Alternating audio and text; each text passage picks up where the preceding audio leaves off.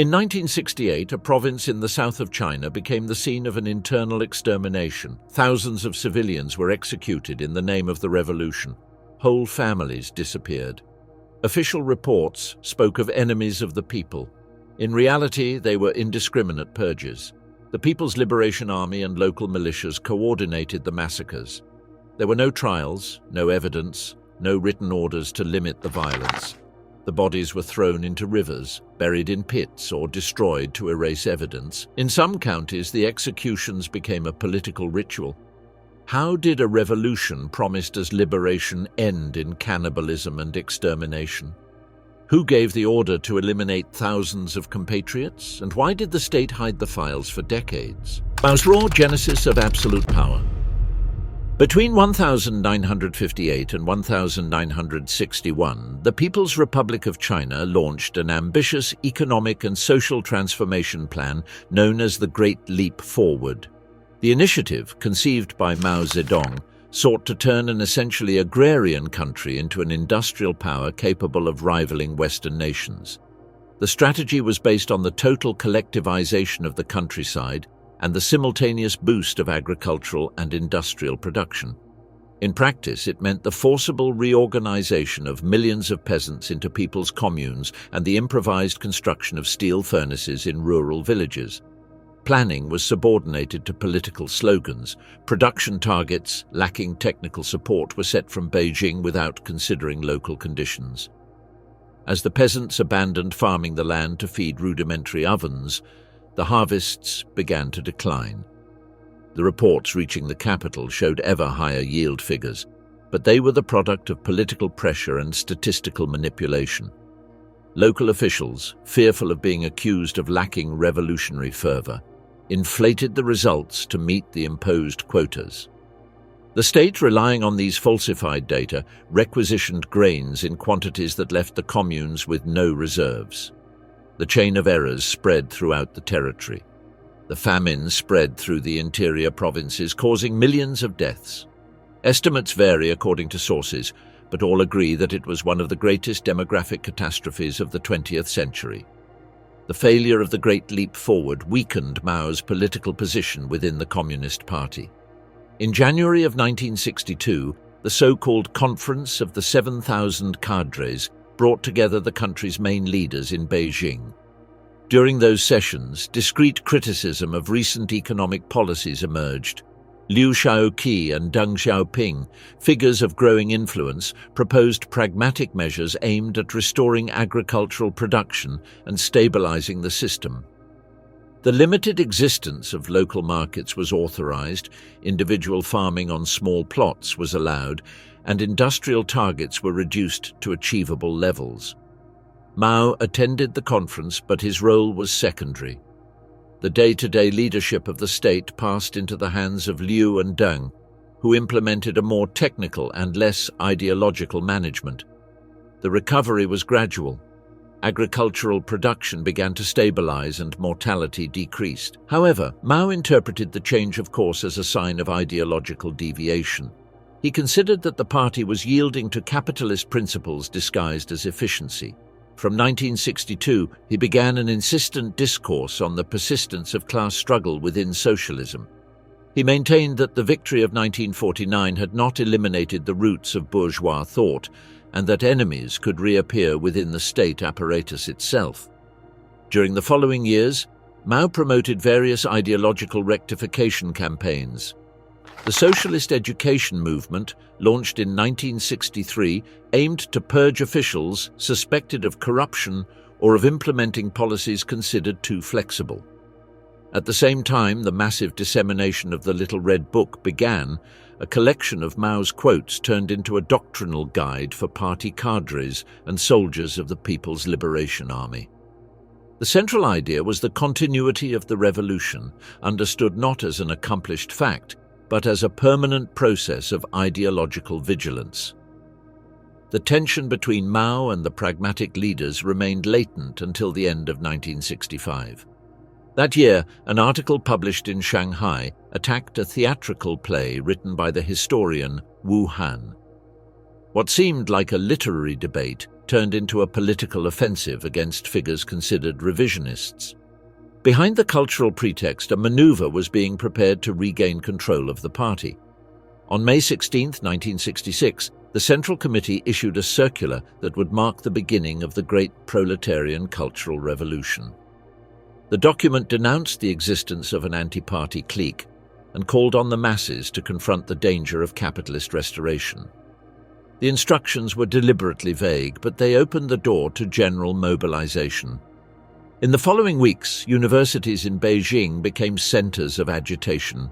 Students formed groups called the Red Guards and began organizing public criticism sessions against professors and academic authorities accused of spreading bourgeois values. Physical assaults and public humiliations multiplied with the tacit support of the authorities. On the 1st of August, Mao appeared in Tiananmen Square during a large gathering and personally greeted the Red Guards. His presence solidified the official nature of the movement. Days later, he published in the People's Daily a brief text titled "Bombard the Headquarters," in which he urged attacking the party's internal structures tainted by revisionism. The slogan legitimized political violence. On the 5th of August, an assistant principal was beaten to death by her own students. No institution intervened. The police were ordered not to interfere in conflicts defined as revolutionary, and the courts suspended trials related to those acts. During the summer of 1966, violence spread throughout the country. The Red Guards raided homes, confiscated objects considered bourgeois, and destroyed cultural heritage accumulated over centuries. Buddhist and Taoist temples were looted, libraries reduced to ashes, and historic cemeteries desecrated. The campaigns focused on eliminating the so-called Four Olds: old ideas, old culture, old customs, and old habits. The definition of enemy expanded uncontrollably. To the intellectuals and officials were added teachers, engineers, and doctors. The accusations were based on family origin and on the background prior to the revolution. The children of former landowners or merchants were marked as suspects and were excluded from education and state employment. In the provinces, local leaders tried to contain the agitation by creating their own revolutionary groups or diverting accusations towards political rivals. The administrative structure began to collapse. At the beginning of 1967, the disintegration reached critical levels. In Shanghai, groups of workers and students proclaimed the so-called Shanghai Commune, inspired by the Paris model of 1871. The experiment sought a direct revolutionary government without hierarchies or bureaucracy, but soon led to internal disputes. Similar movements arose in other regions, accompanied by clashes between rival factions. The People's Liberation Army was ordered to intervene, although it was also divided. Some officers sympathized with the Red Guards, others demanded the restoration of order. Without clear guidance from Beijing, each unit acted on its own initiative. The country entered a period of scattered armed clashes. In provinces like Sichuan, Heilongjiang, and Guangxi, opposing groups clashed with weapons taken from military arsenals. The cities were paralyzed, hospitals collapsed, and basic services were interrupted. In that context, violence was interpreted as a form of political commitment. Mao's directives encouraged popular initiative but did not set limits. Ambiguity became state policy. Personal struggles and local rivalries were masked under the language of ideological purity. In rural areas, the repression took systematic forms. The commune committees organized public assemblies to punish former owners or their descendants. Punishments included forced labor, expulsion, confiscation of goods, and summary executions. Participation in these campaigns was considered proof of loyalty. Refusing to participate was equivalent to declaring oneself an enemy. Communications with Beijing were irregular, and reports arrived distorted. The real magnitude of the violence remained hidden behind the rhetoric of revolutionary mobilization. In the south, the province of Guangxi had particular conditions: weak administration, extensive rural population, and rugged topography that made central control difficult. The area maintained historical ethnic tensions and a tradition of resistance to the authority of Beijing. Additionally, its proximity to the border with Vietnam made it a strategic point within Chinese support for the Indochina War. In that scenario, the line between revolution and anarchy began to blur completely. The threshold of collapse, the prelude to violence in Guangxi. At the southernmost end of China, Guangxi province stretches between rugged mountains, narrow valleys and waterways that delineate small areas of cultivation. It borders Guizhou to the north, Guangdong to the east, Yunnan to the west, and Vietnam to the south. Its rugged terrain has conditioned communication and administration for centuries. In the 1960s, only a few paved roads connected the prefecture capitals. Most villages relied on dirt roads that became unusable during seasonal rains. The Xi and Yujiang rivers functioned as partial transport routes, but much of the interior remained isolated from the rest of the country. The population was distributed in rural communities dedicated to subsistence farming. In the valleys, rice predominated, on the slopes, corn and millet. Agricultural techniques had hardly varied in generations. Irrigation depended on communal systems, and productivity remained low. Grain reserves were scarce, and droughts or floods could generate local famines. Trade between counties was limited, and distances made the regular circulation of goods difficult. The ethnic composition showed the diversity of southern China. The Zhuang made up the majority and maintained clan structures and communal leadership. The Yao, Miao, Dong and Jing occupied mountainous or coastal areas. The Han population, concentrated in cities and prefectures, stemmed from migratory waves initiated during the Ming and Qing dynasties. Despite centuries of coexistence, ethnic tensions persisted and mixed marriages were rare. Conflicts over land or resources followed lineage patterns. Historically, Guangxi had been a difficult border to govern. In the 17th and 18th centuries, the Yao uprisings forced costly military campaigns. In the 19th, the Taiping Rebellion began in Gaiping County and left a lasting mark of distrust towards the authorities. Later, the French presence in Indochina accentuated the militarization of the border. Raids and smuggling forced the maintenance of permanent garrisons in a diffuse boundary where communities shared family and commercial ties on both sides. When the People's Liberation Army took control in 1949, it found a territory with weak state authority and a society accustomed to resolving disputes by armed means. Clan networks adapted to the new regime. Many communal leaders entered the party without changing their power practices. In 1958, Beijing formalized the Guangxi Zhuang Autonomous Region within its ethnic integration policy. Autonomy was primarily symbolic, strategic decisions remained centralized. Collectivization altered the agrarian structure but maintained previous hierarchies. The former local chiefs went on to chair brigades and communes, controlling work, rations and resources. The revolutionary discourse replaced traditional titles, but authority continued to be concentrated in the same families. In the countryside, illiteracy exceeded 70% and basic education reached only a portion of the child population. Party documents arrived late and were read aloud by local officials. The understanding of the slogans depended on the personal interpretation of each cadre. During the Great Leap Forward, Guangxi repeated the national pattern of failure. Between 1959 and 1961, agricultural production fell drastically.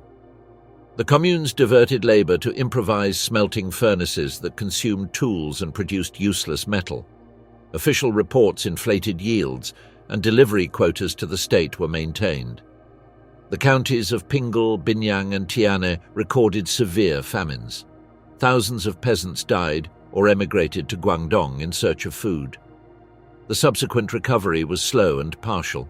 After that crisis, the region acquired strategic importance due to its border with North Vietnam. Since 1954, after Dien Bien Phu, China became the main supplier of weapons and provisions for the Vietnamese government. The Liuzhou-Nanning-Yuyi-Guan railway lines were strengthened, and the ports of Fangcheng and Beihai served as a logistics base. Warehouses, routes and transfer stations were built. The border of more than 700 kilometers became militarized. In that scenario, Wei Guoqing appeared. Born in Donglan in 1913, of Zhuang origin, he joined the Red Army at 16 years old.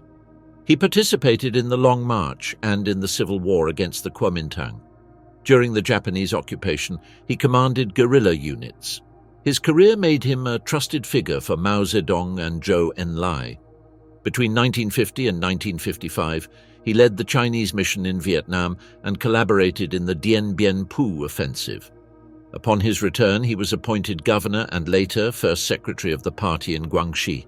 Under his command, roads and railways related to the Vietnamese corridor were expanded. His leadership style was disciplined and hierarchical. He maintained direct control over the security and logistics departments. Among his most relevant subordinates was Wu Qinan, vice governor and second secretary of the regional committee, born in Guangdong in 1916. Wu represented a more civil line and advocated for investment in agriculture and education. The differences between them were contained until 1964, when Beijing ordered the strengthening of the border. Wei obtained new resources and displaced civilian officials from decision-making. The rivalry became entrenched within the structure of the party.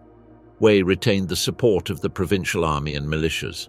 Wu influenced the educational and administrative sectors. Tensions increased with the arrival of the Cultural Revolution. By the end of 1965, accusations of revisionism began to circulate. Wu sought support among intellectuals and students from Nanning and Guilin.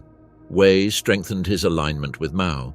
The provincial media exalted ideological purity and denounced academic liberalism. Ethnic divisions reinforced faction policies. Among the Zhuang majority, Wei was presented as an example of ethnic advancement and loyalty to the party. Among the Han from Guangdong, Wu symbolized the defense of civil administration against military control. The slogans of the Central Committee arrived fragmented and were reinterpreted by each group according to their convenience. In some prefectures, Zhuang youth organizations combined Maoist slogans with traditional symbols. In others, Han students organized campaigns against alleged military corruption. The revolutionary competition became a political instrument. Each group sought to show a more absolute loyalty to Mao than their rivals. At the beginning of 1967, Guangxi was administratively fragmented. Agricultural departments were functioning halfway and distribution channels were disrupted. The reports sent to Beijing mentioned disturbances, attacks on offices, and confiscations of weapons. Local militias were divided according to loyalty to Wei or Wu. In Nanning, student demonstrations in favor of Wu were repressed by armed units under Wei's control. Similar events were repeated in Guilin, Liuzhou, and Baize. The administrative collapse coincided with the persistence of a local culture of violence. In the Western Mountains, the old conflicts between Zhuang and Yao clans resurfaced under the rhetoric of class struggle. Disputes over land and water were reinterpreted as ideological confrontations. Personal vendettas took the form of revolutionary campaigns. The southern border of China thus became an area where ideology and tradition were confused, and where real power depended less on the law than on the ability to exert force. Two sides in war, the birth of the rival factions. The arrival of the Cultural Revolution in Guangxi during the first months of 1967 coincided with a weakened administrative apparatus and a society divided by previous rivalries. The slogans from Beijing, which demanded the destruction of the old and the purging of revisionism, were interpreted in various ways by the local authorities. In an environment marked by ethnic tensions and institutional distrust, the discourses on ideological purity transformed into disputes for political control. Students, teachers, workers, and peasants began to organize into groups that reflected the division of power between Wei Guoqing and Wu Qinan. The movement originated in educational centers. In Nanning, Guilin, and Liuzhou, universities and teachers' colleges formed Red Guard associations inspired by the Beijing and Shanghai models. The first actions consisted of public assemblies to criticize teachers accused of promoting bourgeois values.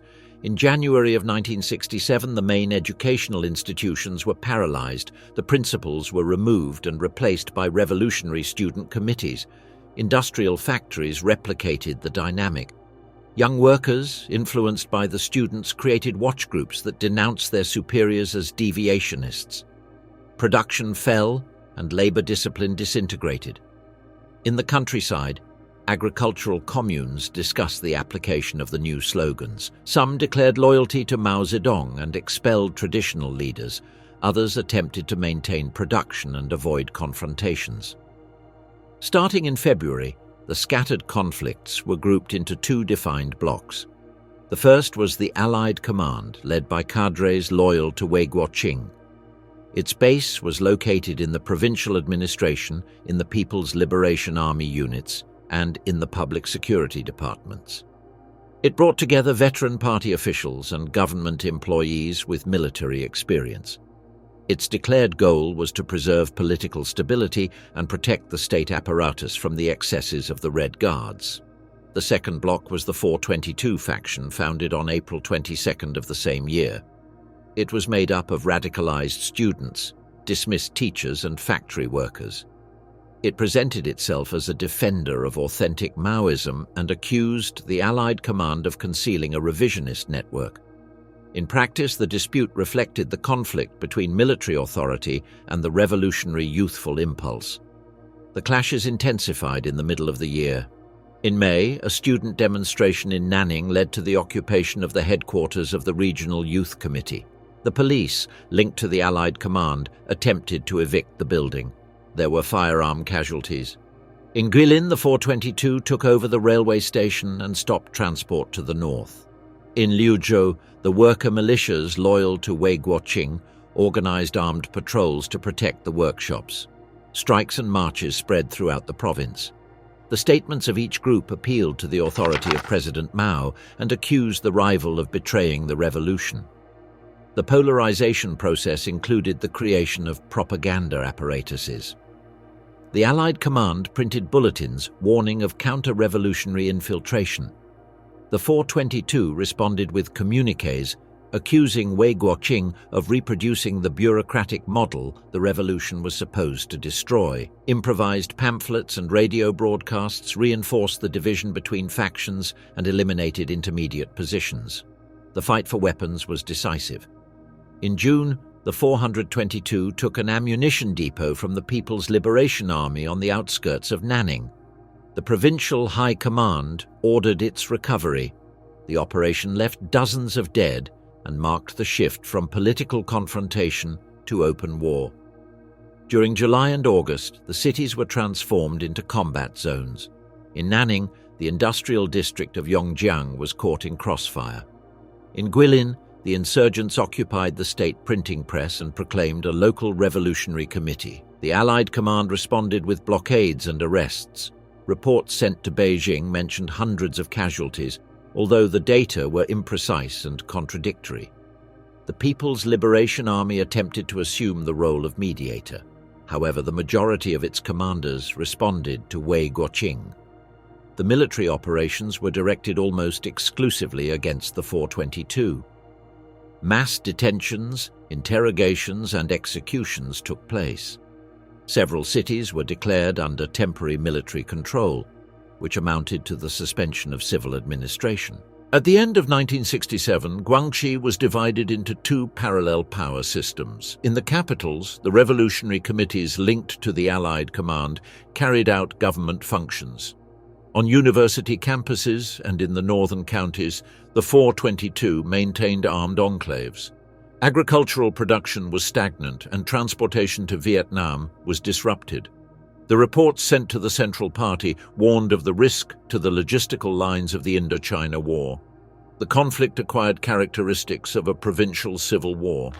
The alliances extended down to the level of the villages. In each district, the inhabitants had to choose a side. The local party committees fractured. The public executions multiplied. In Wuzhou, a rally of the 422 ended with the death of 3 officials from the Allied Command. Days later, the opposing group displayed the bodies in retaliation. The central government sent investigation commissions during the last quarter of the year. None achieved an accurate assessment. Local authorities presented divergent versions and downplayed the magnitude of the violence. Official reports described the clashes as mass excesses without political direction. The direct involvement of the army was omitted. At the beginning of 1968, the deterioration was general. The factories remained closed and the schools empty. In urban neighborhoods, barricades were improvised. In Guilin, attempts at negotiation between the factions failed.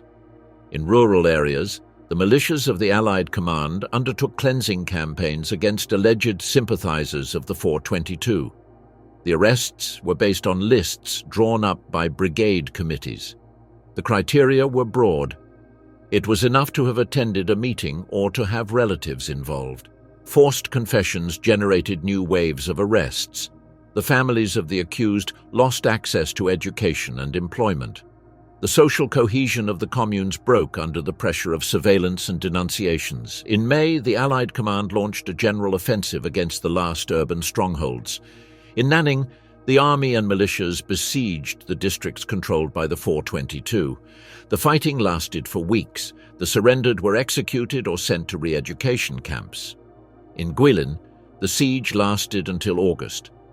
The forces of the Allied Command used light artillery and blocked supplies. The surrenders were followed by summary executions. The bodies were thrown into the Li River or buried in mass graves. The defeat of the 422 did not end the violence. In the rural counties, the militias carried out purges against former landlords, rich peasants, and intellectuals. The definition of class enemy was expanded to include entire families. The county revolutionary committees received instructions to eliminate the roots of the counter-revolutionary problem. The phrase, broadly interpreted, led to mass executions. In some places, it was decided to include the children of the accused to prevent future vendettas. The local campaigns mixed ideological language and clan rivalries. Violence became a demonstration of loyalty to the party. In June of 1968, the reports sent to Beijing stated that order had been restored. The official reports claimed that the counter-revolutionary forces were defeated and that the province was being reorganized under the Revolutionary Committee chaired by Wei Guoqing. The figures of victims were minimized. The Central Party, focused on other areas of conflict and supporting Vietnam, accepted the reports without additional verification. The Fatal Order, the decree that unleashed the massacre. At the beginning of 1968, the political situation in Guangxi escaped the control of the central authorities. The clashes between the Allied Command and the 422 faction had destroyed the provincial administration and paralyzed the economy. The reports reaching Beijing were fragmented or manipulated. The cadres loyal to Wei Guoqing presented the events as a counter-revolutionary rebellion organized by infiltrated agents. The documents claimed that the 422 had sabotaged railway lines, stolen weapons intended for North Vietnam, and attacked units of the People's Liberation Army. Although there was no verifiable evidence, the volume of the reports and the political position of their authors lent credibility to that version. Between May and June, communications between Guangxi and Beijing intensified. The military reports repeated the same language: hidden enemies, anti-party groups, organized sabotage. The numbers of casualties and damages were exaggerated to justify harsher measures. Alongside the official reports, personal letters arrived from provincial leaders requesting authorization to act in defense of socialism. Thus, a narrative was consolidated according to which the 422 was not a radicalized Maoist group, but a counter-revolutionary organization allied with imperialism. The international context amplified those perceptions. After the Tet Offensive in Vietnam, the southern border gained strategic relevance. Guangxi was the main logistical corridor of Chinese support to Hanoi. Any alteration in the province was interpreted as a direct threat to national security. Mao Zedong and Zhou Enlai agreed that it was necessary to restore control without delay. On the 3rd of July, 1968, the Central Committee issued the document Notification on the Counter-Revolutionary Situation in Guangxi. Drafted with the approval of Mao and Zhou, It declared that a small clique of hostile elements had committed 3 crimes: sabotage of transport, appropriation of military supplies, and attacks on the People's Liberation Army. It ordered decisively crush those responsible.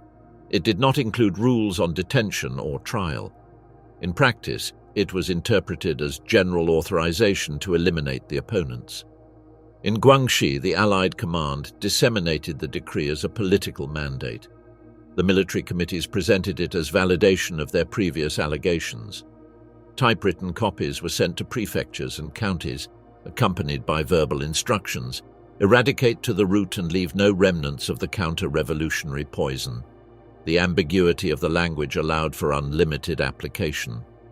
During the second week of July, the revolutionary class cleansing committees were created, comprised of Allied command cadres, rural militiamen, and members of the People's Liberation Army. Their official function was to investigate and purge reactionary elements, but they became instruments of repression.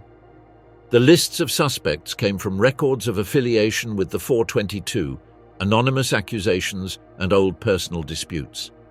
The administrative categories included class enemy, rotten element, local traitor, and suspected of sympathizing with the 422. The bureaucratic language of the directives showed the institutionalization of violence. Root cleaning designated the execution of entire families. Definitive re-education equated to deadly punishments. Purge of rotten elements implied the elimination of unreliable cadres. In the records, the deaths appeared as disciplinary corrections or mass errors. The administrative terminology concealed the magnitude of the extermination. The first massacres occurred in the most populated cities. In Nanning, mixed units of the People's Liberation Army and militiamen from the Allied command surrounded neighborhoods identified as shelters for the 422. Arrests were carried out in groups. Those arrested were taken to schools or warehouses converted into execution centers. In public assemblies, confessions were demanded, and those accused were executed with firearms or by beatings. The bodies were buried in mass graves or thrown into the Yong River. Between the 15th and the 20th of July, hundreds of deaths were recorded in different districts of the capital. In Liuzhou, an industrial center of the province, the repression followed a similar pattern. The suspected workers were forced to parade with self-incrimination signs. The executions were carried out in factory courtyards or vacant lots. Subsequent records document more than 1,500 victims during the 3 weeks following the decree. In Guigang, Wuzhou, and other smaller cities, the peasant militias actively participated. Many were forcibly recruited. They were given farming tools adapted as weapons. Participation was presented as proof of loyalty to the party. In some communes, each family had to provide a representative. The goal was to distribute responsibility and consolidate collective obedience. The methods varied according to the environment. In urban areas, firearms predominated. In rural areas, drownings, stonings, or burials alive were used. The bodies were displayed in squares to warn the population. The uniformity of the procedures indicates coordination between the military apparatus and the mass committees. The role of the People's Liberation Army was decisive. Although it was supposed to maintain neutrality, the units under Wei Guoqing's command acted as direct support for the Allied command. The military detachments provided weapons, transportation, and logistical personnel. In some counties, army officers presided over people's courts. In others, they simply authorized summary executions. The chain of command was deliberately kept opaque. In the rural areas, the repression gained autonomy. The orders of the decree were transmitted verbally and reinterpreted by the local committees. In several communes, the slogan of eliminating to the root was applied to entire families. People were classified as clean, doubtful, or enemies. The latter were executed. The process extended over weeks and affected entire villages. The documents compiled years later show a uniform pattern: identification, arrest, forced confession, execution, and display. The goal was not only to eliminate opponents, but to reaffirm the authority of the Allied command. Internal records noted expressions such as make the party's authority felt with blood, and clean the political field before rebuilding production. Repression became a prerequisite for administrative reorganization. On the discursive level, the decree of the 3rd of July transformed the conception of the political enemy.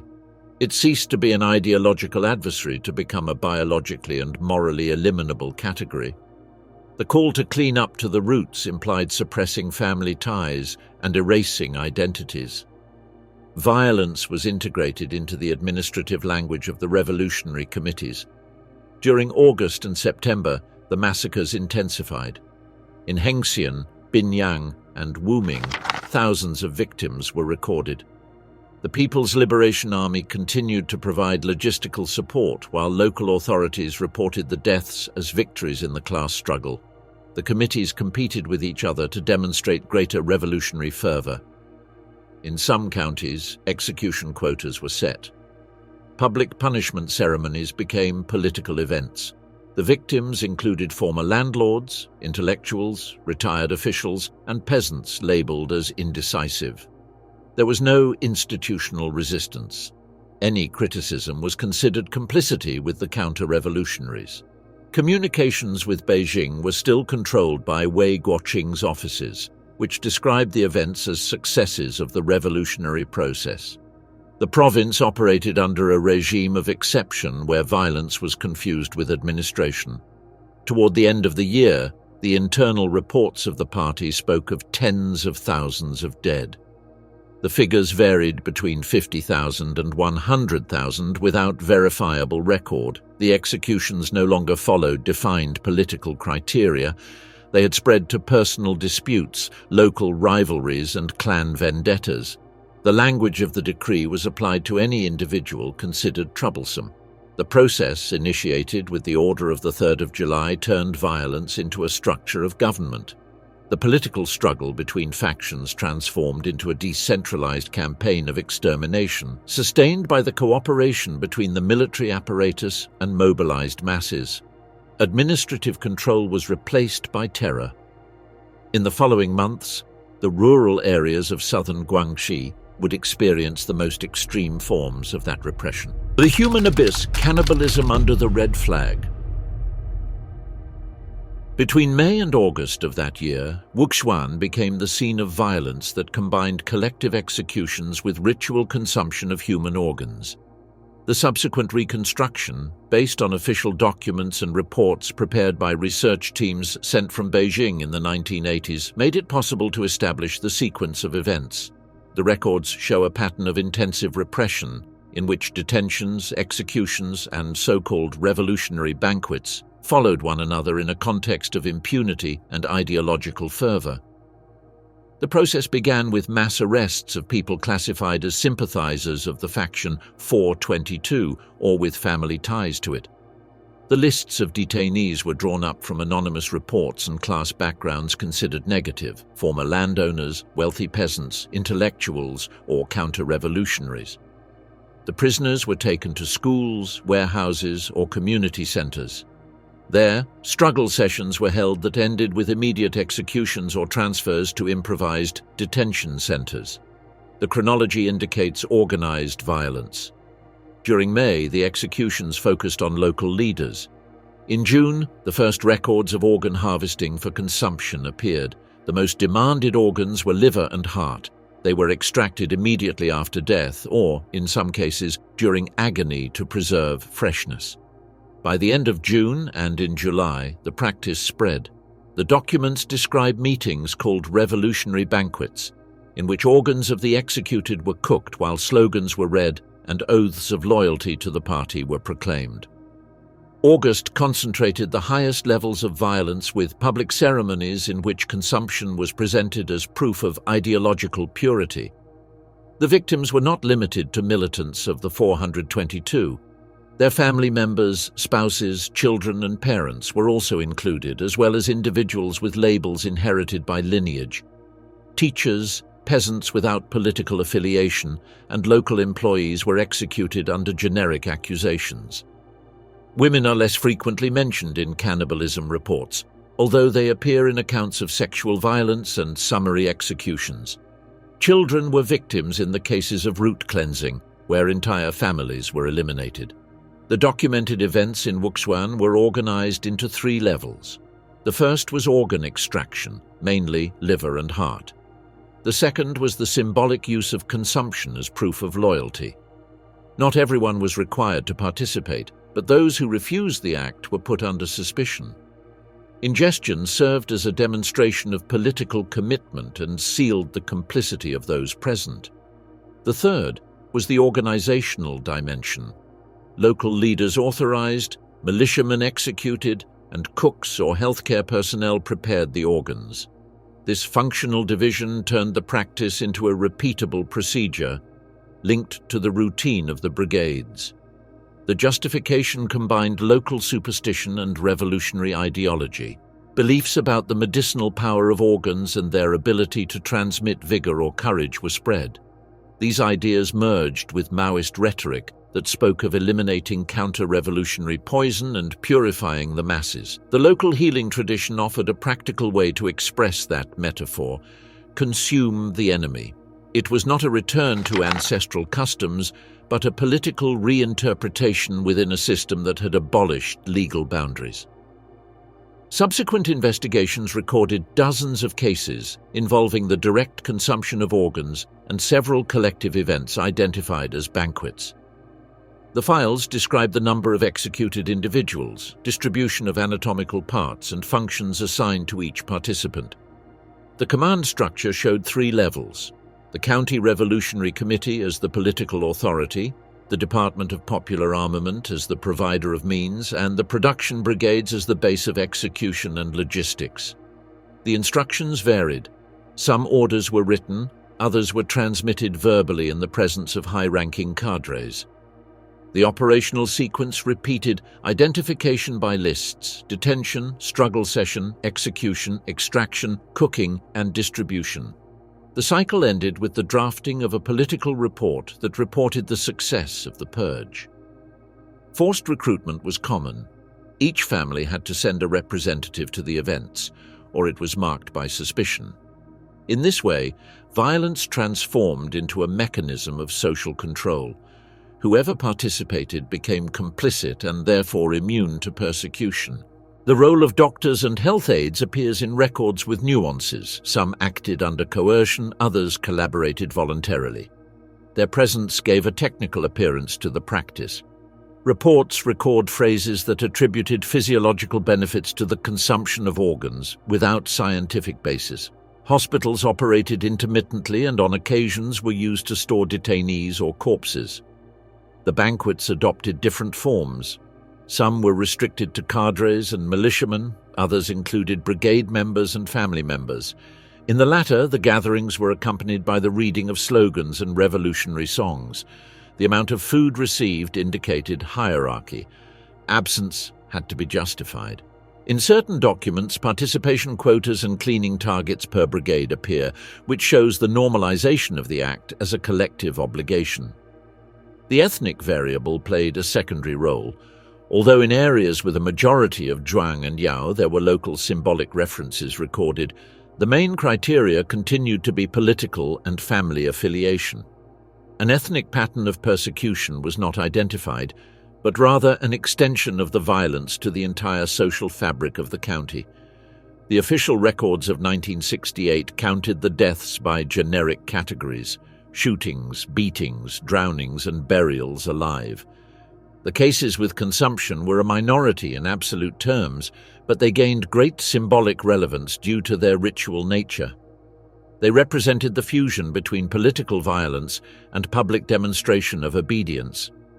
The responsibility was distributed at different levels.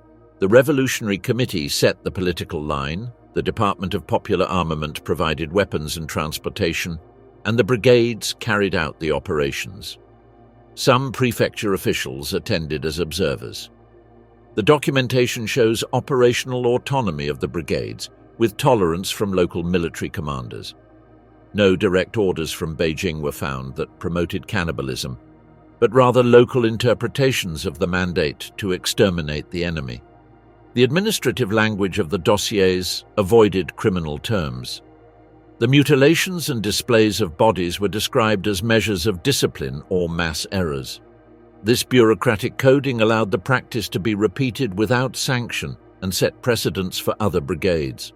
The competition between units to demonstrate revolutionary purity encouraged the escalation. Once the urban structure of 422 was dismantled, the persecution spread through family and neighborhood networks. The notion of a political enemy turned into a diffuse category that included the lukewarm, the indecisive, and the disobedient. Thus, cannibalism functioned as a ritual of unanimity and as a warning. By September and October of 1968, the frequency of these events decreased. The decrease was related to the exhaustion of targets and the consolidation of provincial control after the military defeat of the 422. Nevertheless, the pattern persisted in some southern counties during 1969, in more discrete forms and without a public character. The studies that reconstructed the phenomenon concluded that there was no written national policy, but rather a local derivation of impunity and political exceptionalism. The combination of organizational coercion, traditional beliefs, and the need for internal cohesion generated a liturgy of power that linked participants through the shared act of eliminating the enemy. Violence became a tool of forced integration and the foundation of an order based on fear. The return of order, the investigation that the state hid. After the death of Mao Zedong on the 9th of September of 1976, the People's Republic of China began a process of institutional reconstruction. The arrest of the so-called Gang of Four 1 month later formally ended the cycle of the Cultural Revolution, but did not resolve the issue of responsibilities. During the following years, the Communist Party faced the task of restoring the authority of the state and managing the political legacy of a decade of violence. Between 1978 and 1981, under the direction of Deng Xiaoping, a reorganization was undertaken aimed at stabilizing the country and redefining ideological lines. The rehabilitation commissions created in 1978 reviewed thousands of files. Intellectuals, purged cadres, and displaced officials were reinstated in their positions. The official discourse began to distinguish between leftist errors and rightist errors, positioning the Cultural Revolution as an example of the former. The new political line defined the period as a national catastrophe and as a warning about ideological excesses. In that context, the need arose to review the events that occurred in Guangxi. In 1981, the Party Inspection Commission in Nanning sent a series of reports to Beijing describing mass executions, disappearances, and practices of political cannibalism. The magnitude of the complaints led the Central Committee to create a special working group. The order came directly from Deng Xiaoping and aimed to establish the actual number of victims and determine administrative responsibilities. The public dissemination of the results was not authorized. The investigation had to be kept strictly confidential. The Central Investigation Group on the Guangxi incidents was officially formed that same year. It was under the Central Discipline Inspection Commission and brought together more than 100,000 members, including party officials, People's Liberation Army officers, judicial experts, and specialists in contemporary history. Offices were established in Nanning, Guilin, Liuzhou, and Wuzhou, with field teams deployed in every prefecture. The methodology combined interviews, file review, and selective exhumations. The teams traveled to the rural communes to collect testimonies from survivors and relatives. Written statements were drafted, chains of command were reconstructed, and records of the revolutionary committees between 1967 and 1969 were reviewed. When conditions allowed, mass graves were exhumed, especially in Wuxuan, Binyang, and Wuming. The remains were analyzed to determine the cause of death and, in some cases, to identify the victims. The process faced resistance. Many officials involved in the extermination campaigns were still holding positions on local committees. Some hid documents or intimidated witnesses. In several villages, families refused to testify for fear of reprisals. To overcome the obstruction, investigators used cross-data comparisons and cross-checks between neighboring brigades. The first results, delivered in 1983, confirmed the existence of a massive repression organized from the mid-levels of the party and with military support. The magnitude of the findings prompted the extension of the work period. Between 1983 and 1987, a compilation was completed that documented 89,810 verified violent deaths, in addition to thousands of disappearances. The reports contained hundreds of testimonies about torture, murders, and episodes of cannibalism, with direct references to Wuxuan and other counties in central and southern Guangxi. The reviewed records showed uniform patterns: class cleaning orders, lists of enemies, execution reports, and signatures of cadres and military commanders. The documents confirmed that the killings were not spontaneous, but planned within an administrative structure. Cannibalism, according to the official conclusions, was not instructed by the central state, but it developed with the knowledge and tolerance of the local authorities. Between 1987 and 1988, the results were compiled into an 18-volume report classified as a state secret and distributed only among senior officials. The volumes included transcripts of testimonies, maps of burial site locations, and nominal lists of victims. In 1988, the material was archived in Beijing and Nanning. Decades later, fragments of the report, expanded to 36 volumes, were leaked by retired former officials, revealing part of its content. The findings described in detail the hierarchy of the repression. At the top was the Provincial Revolutionary Committee, subordinate to the Allied Command. Below operated the prefecture committees, the county committees, and the production brigades. Each level had to report the number of enemies eliminated and the measures taken. The People's Liberation Army provided logistical support and territorial control. The researchers concluded that the communication structure between the committees allowed for vertical supervision, although without real control over the methods used. The collected testimonies showed patterns of collective pressure. Many participants stated that they acted out of fear or obedience to directives. The interviews were classified by type of witness, perpetrator, observer, or relative, and dated according to the period of the events. The goal was to reconstruct sequences, not to establish criminal guilt. The chapter dedicated to cannibalism was the most controversial. More than 300 incidents were verified based on matching testimonies. The reports detailed the procedures, the names of those responsible, and the conditions that facilitated its occurrence. The editors described those acts as evidence of the moral disintegration of the local political apparatus under a regime of impunity. They included photographs, sketches, and copies of medical reports prepared during the exhumations. Despite the breadth of the work, the central government decided to keep the results secret. Following the events of 1989 in Tiananmen, access to the Cultural Revolution files was further restricted. The Guangxi reports were prohibited from public consultation. The copies deposited in Beijing and Nanning were classified as internal reference material, and local duplications were destroyed. The sanctions derived from the report were limited. Some mid-level cadres were expelled or demoted. A small number faced prison sentences for abuse of power. None of the high-ranking provincial leaders, including Wei Guoqing, were prosecuted. Wei continued in office until his retirement and was formally rehabilitated before his death in 1989. The final report described the massacres as a serious leftist error with no individual criminal responsibility. The management of memory followed the model of institutional control. The researchers signed confidentiality commitments. Some published academic articles in the 1990s and 2000s, avoiding directly mentioning the events of Guangxi. The families of the victims received administrative notifications acknowledging errors during the Cultural Revolution, without compensation or authorization for commemorations.